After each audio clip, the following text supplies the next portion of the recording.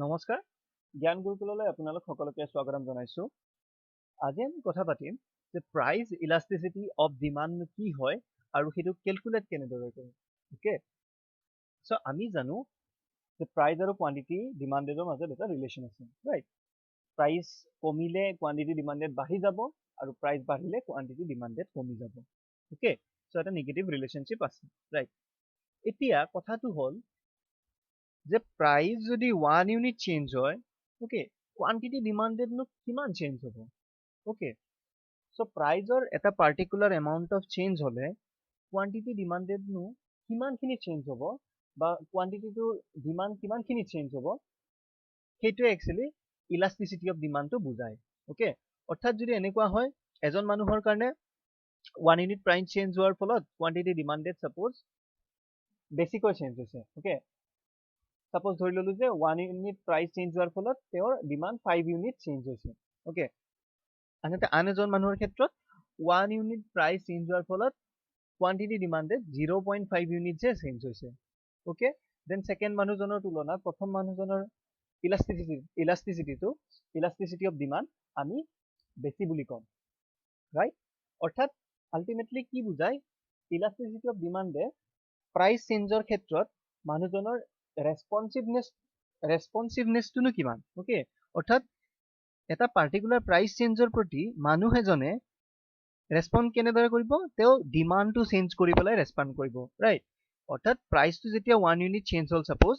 তো ডিমান্ডটো কিমান চেঞ্জ হ'ব সেই চেঞ্জটোৱে আলটিমেটলি মানুহজনৰ ৰেসপন্সটো বুজাইছে প্ৰাইস চেঞ্জৰ প্ৰতি মানুহজনে কিদৰে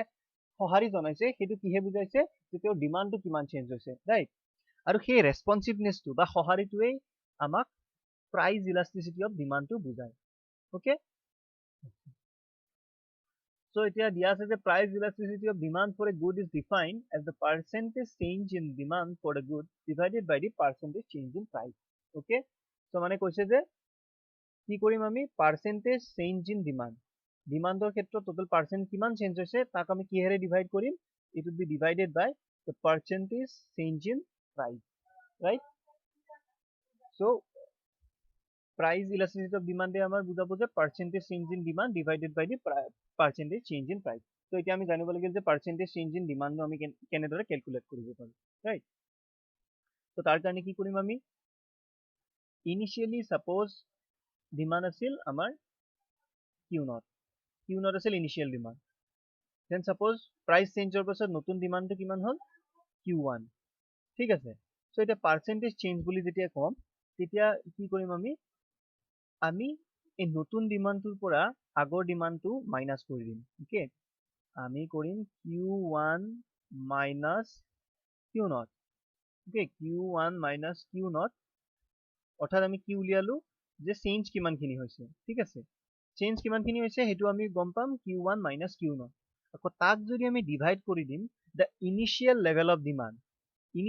demand কিমান আছিল Q0 আছিল ইনিশিয়াল ডিমান্ড প্ৰাইস চেঞ্জৰ আগত যেটো ডিমান্ড আছিল হেতু আছিল Q0 সো এই ডিফাৰেন্সটো যদি আমি Q0 ৰে ডিভাইড কৰি দিও তেতিয়া আমি পাম percentage change in demand for the good okay এই ওপৰত যেটো আছে নিউমাৰেটৰত percentage change in demand for the good okay এটা আমি এই ওপৰটো পালো অৰ্থাৎ percentage change in demand টো আমি পাই গলো ঠিক আছে এতিয়া আমাক লাগে percentage change in price একদম similar idea initially suppose price আছিল P0 আৰু P0 ৰ পৰা প্ৰাইসটো হল গল সাপোজ P1 হল ঠিক আছে P0 ৰ পৰা প্রাইসটো P1 হল ওকে সো আমি এতিয়া আমি যদি উলিয়াব লাগে যে প্রাইস চেঞ্জ কিমান হল তেতিয়া আমি কি ফর্মুলা ইউজ কৰিম আমি কম যে P1 অৰ্থাৎ নতুন প্ৰাইস মাইনাস P0 পুৰণি price okay and divide the whole by P0 অৰ্থাৎ আগৰ প্ৰাইসটো right so এনেদৰে আমি কি পাম এনেদৰে আমি পাম percentage change in the price of the good hall so আমি নিউমাৰেটৰত থকাখিনি আৰু ডিনোমিনেটৰত থকাখিনি গুটেখিনি পাই গলো so এতিয়া আমি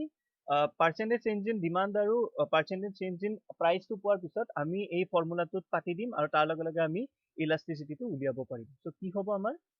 ফৰ্মুলাটো হ'ব আমাৰ say elasticity of demand আমি এনেদৰে লিখিছো small e তলত subscript d okay is equals to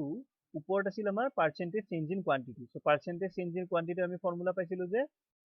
q1 right q1 minus q0 okay আৰু হেতুক আমি কিহেৰে ডিভাইড কৰিম হেতুক আমি ডিভাইড কৰিম আমাৰ ইনিশিয়াল আউটপুট বা ইনিশিয়াল কোৱান্টিটি q0 হল ওপৰত আমি পাই গলো তলত আমাৰ কি হ'ব তলত আমাৰ হ'ব similarly p1 minus p0 divided by p0 okay so এইটো ফৰ্মুলাত আমি পাতি দিলে আমাৰ এনসাৰটো যিকোনো বস্তুৰ যদি আমি ইলাস্টিসিটি উলিয়াম সেই এনসাৰটো আমি পাই যাম ওকে সো সাপোজ আমি এতিয়া এটা উদাহৰণ এটা লৈ লও এক্সাম্পল এটাৰ সহায়ত আমি এতিয়া এটো বুজিবলৈ চেষ্টা কৰিম ৰাইট সো সাপোজ ধৰি ললো যে ইনিশিয়াল কোৱান্টিটি আছিল আমাৰ এজন মানুহে যেতিয়া সাপোজ কমোডিটিৰ price initial price p1 right sorry p0 আছিল যে p0 কিমান আছিল p0 আছিল সাপোজ 10 ওকে তাৰ লগত আমাৰ p1 এতিয়া প্ৰাইসটো চেঞ্জ হল ওকে প্ৰাইসটো চেঞ্জ হৈ কিমান হল সাপোজ প্ৰাইস চেঞ্জ হৈ হল 15 rupees ওকে ইনিশিয়ালি আছিল বস্তু এটাৰ দাম কিমান আছিল 10 rupees আছিল দেন প্ৰাইস চেঞ্জ কৰিলো প্ৰাইস চেঞ্জ কৰি হল 15 rupees ওকে তাৰ লগতে আমি দিম quantity okay so initially q0 initially আছিল কিমান সাপোজ ইনিশিয়ালি q0 আছিল ধৰি ললো 8 আছিল ৰাইট 8 ইউনিটস মানুহ যেতিয়া বস্তুটোৰ দাম 10 টকা আছিল মানুহ এজনে সাপোজ ডিমান্ড কিমান কৰি আছিল 8 ইউনিটস ডিমান্ড কৰি আছিল তাৰ লগত যেতিয়া কোৱান্টিটি চেঞ্জ হৈ গল q0 ৰ পৰা q1 হৈ গল তেতিয়া মানুহজনে এতিয়া ডিমান্ড কৰা হল সাপোজ 6 ইউনিটস ডিমান্ড কৰা হল ৰাইট এতিয়া তাৰ ফলত আমি এতিয়া চাম ইলাস্টিসিটি অফ ডিমান্ড কিমান ওকে সো আমাৰ ফৰ্মুলাটোৰ মতে যদি আমি পাতিবলৈ যাও কিমান হ'ব elasticity of demand is equal to ওপৰত হ'ব আমাৰ q1 minus q0 কিমান হ'ব আমি এটা এটাকে উলিয়াই লও প্ৰথমতে আমি উলিয়াম পাৰ্চেন্টেজ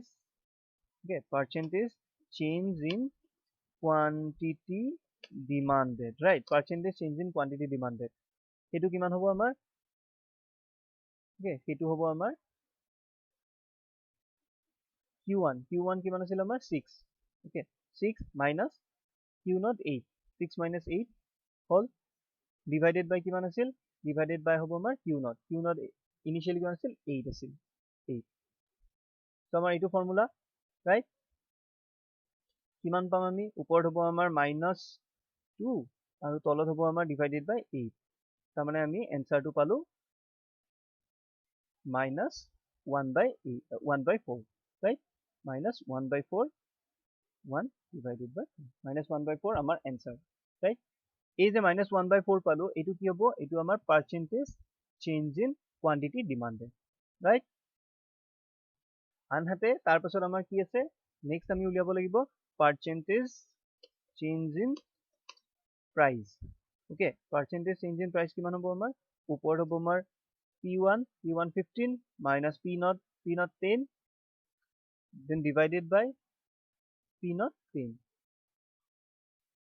right so ওপৰত হল আমাৰ 5 তলত হল divided by 10 right 15 পৰা 10 minus কৰিলে 5 equals to 1/2 1 divided by 2 এইটো পালো আমি এই এমাউন্টটো অৰ্থাৎ পাৰ্চেন্টেজ চেঞ্জ ইন কিমান পালো percentage change in price so হৈ গল আমি পাৰ্চেন্টেজ চেঞ্জ ইন কোৱান্টিটি পালো -1/4 পাৰ্চেন্টেজ চেঞ্জ ইন প্ৰাইস পালো 1/2 সো এতিয়া আমি যদি ইলাস্টিসিটি অফ ডিমান্ড উলিয়াও কি হ'ব আমাৰ elasticity of demand okay elasticity of demand কিমান হ'ব আমাৰ ওপৰত হ'ব আমাৰ percentage change by percentage change in quantity demanded divided by percentage change in কি হল percentage change in price right so এইটো আমাৰ ফৰ্মুলা elasticity of demand কিমান হয় percentage change in quantity demanded divided by the percentage change in price okay so আমি কি কি পাইছিলো percentage change in quantity demanded আছিল -1/4 okay -1/4 ঠিক আছে ব্ৰেকেটত লিখি দিছো দেন সেইটোক আকৌ আমি কিহেৰে ডিভাইড কৰিম সেইটোক আমি ডিভাইডেড কৰিম 1 divided by 2 okay right so সেইটোক আমি কেনেদৰে লিখিব পাৰো -1 divided by 4 into উল্টাই দিব পাৰো 2 কৰি দিব পাৰো আমি যদি এই পাৰ্টটো উল্টাই দিও মাল্টিপ্লাই কৰি দিলে ৰাইট সো কাটা কাটি যাব 2 ৰে তলৰটো কাটা যাব কিমান হ'ব এনসাৰটো থাকিব -1 divided by 2 okay মানে is equal to -0.5 okay so elasticity of demand কিমান পালো -0.5 okay কিন্তু elasticity of demand টো আমি মাইনাসত নিলিখি সদায় absolute terms ত লিখো okay এইটো কথা মনত ৰাখিবা elasticity of demand টো মাইনাসত নিলিখি আমি সদায় absolute terms ত লিখো so আমি কি বুলি লিখিম absolute terms ত আমি লিখিম 0.5 right so আমি কি পালো আমাৰ price to change হৈছিল 10 ৰ পৰা 15 লৈকে quantity to change হৈছিল তাৰ ফলত 8 ৰ পৰা 6 লৈকে quantity decrease হৈছিল ঠিক আছে then আমি কি কৰিলো আমি elasticity of demand উলিয়াবৰ কাৰণে প্ৰথমতে আমি উলিয়ালো change in percentage change in quantity demanded এটো আমি কিমান পালো -1/4 then আমি উলিয়ালো percentage change in price okay এটো আমি কিমান পালো 1/2 then আমি উলিয়ালো elasticity of demand এটো আমি কিমান পালো এটো আমি পালো 0.5 okay sorry এটো percentage change in price so এনেদৰে আমি elasticity of demand টো উলিয়াব পাৰো right এটা কথা মনত ৰাখিবা elasticity of demand ৰ ক্ষেত্ৰত unit of measurement টো সদায় নাথাকে okay unit of measurement টো নোহোৱা হৈ যায় কিয় নোহোৱা হৈ যায় আমি যদি ইয়াতে চাও okay suppose আমি quantity টো measure কৰি আছিলো কিলোগ্ৰামত okay আৰু price টো measure কৰি আছিলো কিহত price টো rupee okay price rupee আৰু quantity টো measure কৰি আছিলো কিলোগ্ৰামত so কি হ'ব ওপৰত ইয়াতে যেতিয়া আমি লম চেঞ্জ টো এটা কিলোগ্ৰামতে হ'ব যেহেতু কোৱান্টিটিৰ কথা কৈছো so চেঞ্জ আমাৰ কি হ'ব কিলোগ্ৰামত ওকে কেজি বুলি লিখি দিছো আনহাতে তলত যেটো লিখিছো আমি Q naught to initial quantity কিহত মেজাৰ হৈ আছে কেজি কিউ নট 2 কেজিত মেজাৰ হৈ আছে আৰু যেটো চেঞ্জ হৈছে হেতু কেজিত হৈছে ৰাইট কাৰণ কোৱান্টিটি চেঞ্জ হৈছে কোৱান্টিটি চেঞ্জ হলে কি হ'ব এটা পাৰ্টিকুলাৰ এমাউন্টত হ'ব পৰিমাণত হ'ব পৰিমাণটো আমি কিহেৰে মেজাৰ কৰি আছো কেজিৰে ৰাইট সো ওপৰত তল দুইটাতে কেজি হল আৰু দুইটা কাটা কাটি যাব যাৰ ফলত মেজাৰমেন্টটো নোহোৱা হৈ যাব ওকে ইউনিট অফ মেজাৰমেন্টটো নোহোৱা হৈ যাব ৰাইট তেনদৰে ইয়াতে কি হ'ব ওপৰতো ৰুপিজ আছে আনহাতে তলতো যেটো প্ৰাইস ইনিশিয়াল প্ৰাইস আছিল হেতু ৰুপি হ'ব অৰ্থাৎ ৰুপিৰ পৰিবৰ্তন টোটাল প্ৰাইসৰ চেঞ্জটো ৰুপিতে হৈছিল আনহাতে ইনিশিয়াল প্ৰাইসটো এটা পাৰ্টিকুলাৰ এমাউন্ট অফ ৰুপি আছিল ঠিক আছে অৰ্থাৎ ইউনিট অফ মেজাৰমেন্ট ৰুপি আছিল আৰু এই দুইটা ইউনিট অফ মেজাৰমেন্ট এতিয়া কাটাকাটি যাব যাৰ ফলত কোনো ধৰণৰ ইউনিট অফ মেজাৰমেন্ট নাথাকিব সো কি হয় ইলাস্টিসিটি অফ ডিমান্ড যেতিয়া আমি উলিয়াম প্ৰথম কথা ইলাস্টিসিটি অফ ডিমান্ডটোত কোনো ধৰণৰ ইউনিট অফ মেজাৰমেন্ট নাথাকিব এনেকুৱা নহব যে 0.5 কেজি পাৰ ৰুপি এনেকুৱা টাইপ কথা নাই ঠিক আছে এটো এটা এবসলিউট ভ্যালু এটা ঠিক আছে সেকেন্ড কথা এই ভ্যালুটো নেগেটিভত হ'ব নোৱাৰিব বা পজিটিভ এনেকে আমি নিলিখো নেগেটিভত নিলিখো এটো সদায় আমি এটা এবসলিউট ভ্যালুটো লিখো অৰ্থাৎ যদি -0.5 আছে আমি লিখিম 0.5 যদি বলে -5 আছে তেতিয়া আমি লিখিম অকল 5 ন এই যেটো আমি ইলাস্টিসিটি অফ ডিমান্ড উলিয়াম সেই ইলাস্টিসিটি অফ ডিমান্ডৰ ভ্যালুটোৰ ওপৰত ভিত্তি কৰি আমি ক'ব পাৰিম যে প্ৰাইস ইলাস্টিসিটি অফ ডিমান্ডটো বেছি নে কম ওকে যদি আমি যেটো ইডি পাম বা ইলাস্টিসিটি অফ ডিমান্ড পাম এটো যদি 1 তকৈ কম হয় ওকে 1 তকৈ কম হলে তাক আমি কম ইনইলাস্টিক ওকে মই আই বুলি লিখি দিছো ইনইলাস্টিক ৰাইট ইনইলাস্টিক মানে তাৰ অৰ্থটো কি যে যেটো আমাৰ পাৰ্সেন্টেজ চেঞ্জ ইন প্ৰাইস হৈছে ওকে তাতকৈ যেটো আমাৰ percentage change in quantity demanded হৈছে এটো কম ওকে অৰ্থাৎ এইটোৰ চেঞ্জটো প্ৰপৰচনেটলি এইটোৰ প্ৰপৰচনেট চেঞ্জতকৈ এইটোৰ প্ৰপৰচনেট চেঞ্জটো বেছি অৰ্থাৎ প্ৰাইসৰ প্ৰপৰচনেট চেঞ্জটো কোয়ান্টিটিৰ প্ৰপৰচনেট চেঞ্জতকৈ বেছি তো এটো হ'ব ইনইলাস্টিক বা কমকৈ elastic okay less elastic right then যদি ইডি টো 1 or সমান হয় okay ed is exactly equal to 1 এটা হেতুক কম আমি unitary elastic okay unitary elastic তার মিনিং তো কি হবো the proportionate change in quantity demanded is exactly equal to the proportionate change in price okay প্ৰাইজৰ ক্ষেত্ৰত যিটো প্ৰপৰ্চনেট চেঞ্জ হৈছিল কোৱান্টিটিৰ ক্ষেত্ৰতো সেই সেম প্ৰপৰ্চনেট চেঞ্জ হৈছে তাৰ ফলত কি হ'ব আমি ইলাষ্টিচিটি অফ ডিমান্ডটো 1 পাম ওকে সেইটো আমি কম ইউনিটাৰী ইলাষ্টিক ৰাইট